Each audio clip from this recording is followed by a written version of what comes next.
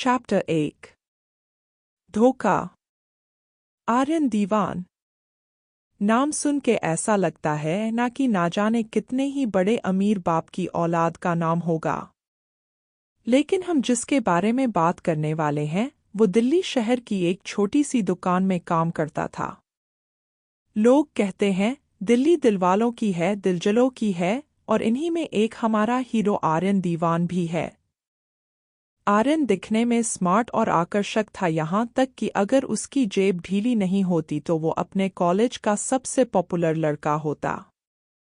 उसके पास ज़्यादा पैसे न होने की वजह से वो एक ही जीन्स और टी शर्ट को कई दिन चलाता था, और अब तो टी शर्ट और जीन्स का रंग भी उड़ने लग गया था। ज़्यादातर लड़के इस उम्र में या तो किसी लड़की के साथ ऐश कर रहे होते या फिर वो किसी क्लब में जाकर लड़कियां ताड़ रहे होते, पर आर्यन की जिंदगी तो बस कॉलेज से घर और घर से दुकान तक में सिमट कर रह गई है। पर जहां एक तरफ उसके जीवन में इतनी मुश्किलें हैं, वहीं दूसरी तरफ उसके पास मुस्कान नाम की एक खुशी की किरण भी है। मुस्कान आर्यन का पहला प्यार, और आप ये भी कह सकते हैं कि उसका पहला क्रश। पूरे कॉलेज में एक वही लड़की थी जो कि आर्यन से अच्छे से बात करती थी। एक वही लड़की थी जो आर्यन को ये देखकर जज नहीं करती थी कि वो अमीर है या गरीब। ऐसे ही एक दिन मुस्कान और आर्यन बाहर मूवी देखने गए थे, तब सिनेमा हॉल के बाहर से एक ब्लैक कलर की लैम्बोर्गिनी गुजरती है।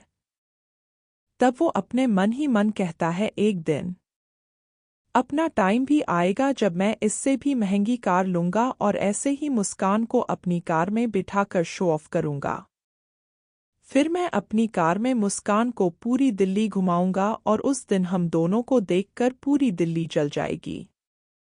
वो ये सब सोच ही रहा था कि तभी मुस्कान उसका कंधा पीछे से थपथपाती है और आर्यन अपने ख्याल से बाहर आता है। फिर दोनों अपने घर की ओर चले जाते हैं। आर्यन अपने घर ना जाके वो सीधे अपनी दुकान पर चले जाता है जहां वो काम करता था। वो चांदनी चौक की एक छोटी सी किराने की दुकान में काम करता था जिसका नाम आत्माराम जनरल स्टोर था, और आप दुकान के नाम से तो समझ ही गए होंगे कि इस दुकान के मालिक का नाम आत्माराम है। आर्यन लगभग पिछले 3 साल से इसी दुकान पर काम करता था, जिससे वो महीने का 15,000 कमा लेता था, जिससे वो अपने घर और कॉलेज का खर्चा निकालता था। कॉलेज के साथ साथ उसे एक यही पार्ट टाइम जॉब मिली जिससे वो अपना घर चला सके। उसने कई जगह एक अच्छी नौकरी की तलाश की, पर अनुभव ना होने की वजह से किसी भी अच्छी कंपनी ने उसे नौकरी नहीं दी, तो थक हार कर उसने यही नौकरी ज्वाइन कर ली। इसी तरह आर्यन के दिन गुजर रहे थे। 13 फरवरी 2024। आज आर्यन बहुत खुश था क्योंकि कल वैलेंटाइंस डे के दिन वो अपने दिल की बात मुस्कान को कहने वाला है।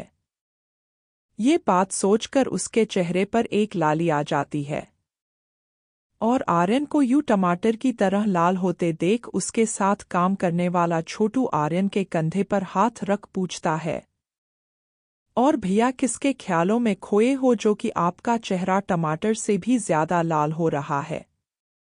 और इस तरह छोटू जो कि आर्यन से इतना छोटा है उसे अपना मजाक बनाते देख वो छोटू के सर के पीछे थपथपाता है और उससे अपना काम करने बोलता है। फिर ऐसे ही करके आर्यन का पूरा दिन निकल जाता है। अगले दिन जब आर्यन सोकर उठता है तब उसके चेहरे पर एक भीनी सी मुस्कान फैली होती है, मानो वो पहले से जानता था कि मुस्कान उसे हाँ ही बोलेगी। और फिर वो अपने कुछ नए कपड़े अलमारी से निकालता है और उन्हें पहनकर एक फूलों की दुकान पर जाता है, और वहां से एक फूलों का गुलदस्ता लेकर वो कॉलेज पहुंचता है। और जब वो कॉलेज में कदम रखता है तब कुछ लड़कियां तो उसे देखती ही रह जाती है, क्योंकि आज नए कपड़ों में आर्यन बहुत हैंडसम लग रहा था।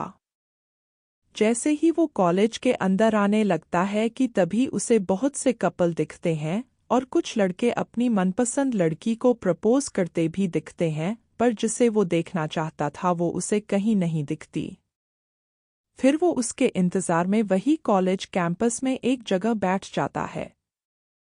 ऐसे ही इंतजार करते करते आर्यन को आधा घंटा बीत जाता है, पर फिर भी मुस्कान उसे कहीं नहीं दिखती। फिर ऐसे ही 1 घंटा बीतता है, फिर 2, 3 और ऐसे ही करते करते पूरे 6 घंटे बीत जाते हैं, पर मुस्कान आर्यन को कहीं नहीं दिखती।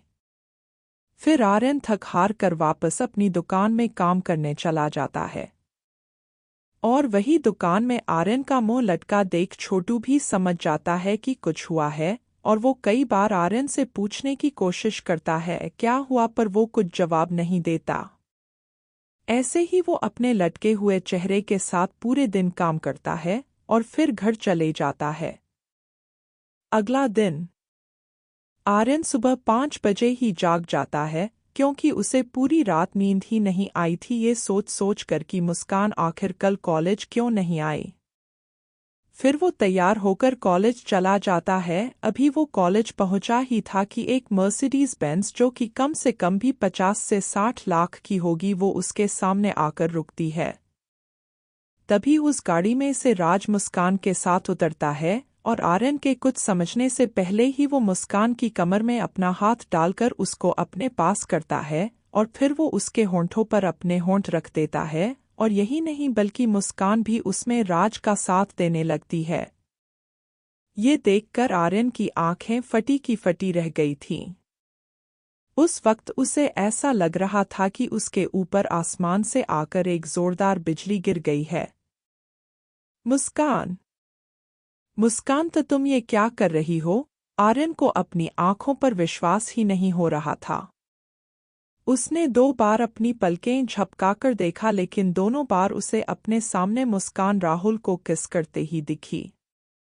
साले राज के बच्चे, तेरी हिम्मत कैसे हुई मेरी मुस्कान को हाथ लगाने की? ऐसा बोलकर आर्यन राज को मुस्कान से अलग करने के लिए धक्का देता है। आर्यन को ऐसे राज को धक्का देते देख मुस्कान आर्यन को एक थप्पड़ मारती है। फिर वो राज को संभालने चली जाती है, जो कि आर्यन के धक्के से थोड़ा दूर जाकर गिर गया था। असल में राज इस कॉलेज के सबसे बड़े ट्रस्टी का बेटा है, और वो बहुत बार मुस्कान से फ्लर्ट करने की कोशिश करता था, इसलिए आर्यन ने मुस्कान को बोला भी था राज अच्छा लड़का नहीं है, तो वो उससे दूर रहे। उस वक्त मुस्कान ने भी अपना सर हिलाकर उसे अपनी सहमति दी थी। और यहाँ मुस्कान के थप्पड़ ने तो जैसे आर्यन के गुस्से को और भड़का दिया था, तो वो गुस्से में राहुल की ओर बढ़ता है। अभी वो थोड़ा ही आगे आया था कि मुस्कान आर्यन के सीने पर हाथ रखकर उसे रोक देती है। मुस्कान को ऐसे उसे रोकते देख वो लंबी लंबी सांसें लेकर अपना गुस्सा शांत करता है। तुम्हें किस बात का गुस्सा आ रहा है? भूल गए क्या कि मेरे और तुम्हारे बीच में ऐसा कुछ नहीं है कि तुम्हें मुझे और राज को साथ देखकर गुस्सा आए? मुस्कान आर्यन को बोलती है। मुस्कान, हम पिछले 1 साल से एक दूसरे से रात रात भर जाग के बात करते थे, तुम भूल गई क्या? कैसे मैं अपनी सैलरी से पैसे बचा के तुम्हें मूवी दिखाने ले जाता था, कैसे हम एक ही कॉफ़ी मिल बांट कर पिया करते थे, क्योंकि तुम कहती थी इससे एक दूसरे के बीच का बॉन्ड मजबूत होता है, और तुम बोल रही हो हमारे बीच कुछ नहीं है। मैं तो तुम्हारे फॉरेन जाने के लिए पैसे जमा कर रहा हूँ ताकि तुम वहाँ जाकर पढ़ सको। ओह, तो तू भेजेगा मुझे फॉरेन? तूने कभी खुद को शीशे में देखा है? जो आदमी पैसे बचाने के लिए कॉलेज भी रोज एक ही जीन्स और टी शर्ट में आता है, वो भेजेगा मुझे फॉरेन? तेरी फॉरेन का नाम लेने की औकात भी है क्या? बड़ा आया मुझे फॉरेन भेजने वाला। लोग हंसते हैं मेरे ऊपर जब मैं चांदनी चौक में तेरे साथ घूमती हूँ। मैं ऐसी लाइफ नहीं जीना चाहती आर्यन। मैं तेरी तरह गरीब नहीं रहना चाहती, मुझे बस तेरे साथ टाइम पास करना था और वो मैंने कर लिया। इससे ज्यादा हमारे बीच ना ही कुछ था और ना ही होगा, मुस्कान गुस्से में कहती है। अच्छा, तो बेबी यही है जो तुम्हें पागलों की तरह प्यार करता है? राज ने पूछा और मुस्कान को कमर से पकड़कर अपने पास ले आया। फिर वो आर्यन को चिढ़ाने के लिए मुस्कान को अलग अलग जगह पर छूने लगता है। सच में तुम्हारे जैसी किस्मत तो भगवान किसी को ना दे, राज आर्यन को चिढ़ाते हुए कहता है। आर्यन के पास उसकी बात का कोई जवाब नहीं था।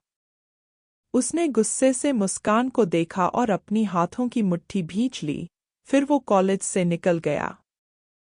उसने कभी सपने में भी नहीं सोचा था कि मुस्कान उसके साथ ऐसा भी कुछ कर सकती थी। अभी भी उसके दिमाग में मुस्कान के कहे गए शब्द गूंज रहे थे। जिस इंसान के लिए वो इतना कुछ करना चाह रहा था, जिसके लिए वो हर महीने अपनी सैलरी में से 7,000 बचाता था ताकि वो मुस्कान के फॉरेन जाने के लिए पैसे जमा कर सकें, क्योंकि उसका सपना था फॉरेन की यूनिवर्सिटी में जाकर पढ़ने का।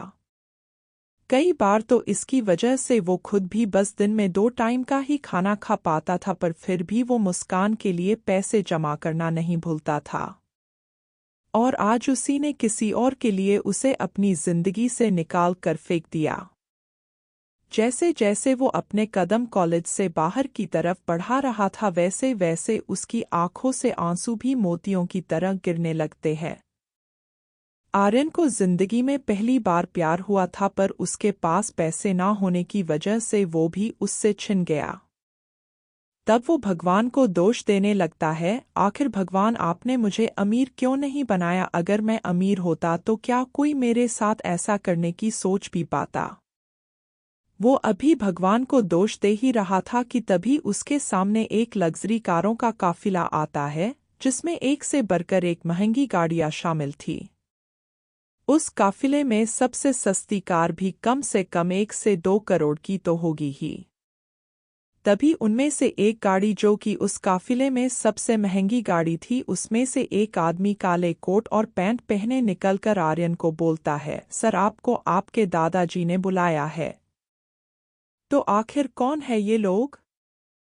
आखिर वो आदमी कौन था जो आर्यन को सर बोल रहा था? आखिर आर्यन का क्या संबंध है इन लोगों से? जानने के लिए जरूर देखें इंस्टा बिलियनेयर।